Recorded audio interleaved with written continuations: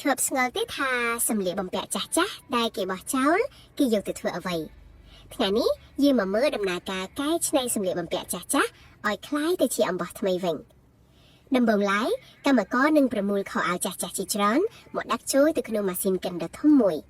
ម៉ាស៊ីននេះមានតួនាទីបំបែកសាច់ក្រណាត់ទាំងនោះឲ្យคล้ายទៅជាសរសៃតូចៗដែលមើលទៅដូចជាដុំសម្លៃអញ្ចឹងបន្ទាប់ពីកិនមាត់ហើយគេប្រមូលសរសៃទាំងនោះយកទៅសង្កត់ជារាងដុំធំៗដើម្បីងាយស្រួលក្នុងការដឹកជញ្ជូននិងទុកដាក់ជំហានបន្ទាប់គឺការយកសរសៃទាំងនោះទៅសម្អាតនិងដាក់ចូលម៉ាស៊ីនសិត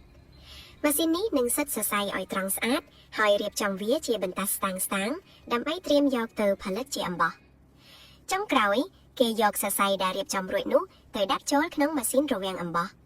ម៉ាស៊ីននឹងបង្វិលសរសៃទាំងនោះយ៉ាងលឿនដើម្បីបង្កើតជាសរសៃអំបោះដែលមានភាពរឹងមាំជាលទ្ធផលយើងទទួលបានដុំអំបោះថ្មីៗដែលផលិតចេញពីការកែច្នៃក្រណាត់ចាស់ៗសម្រាប់យកទៅប្រើប្រាស់ត្បាញជាផលិតផលផ្សេងៗទៀតបានយ៉ាងមានប្រយោជន៍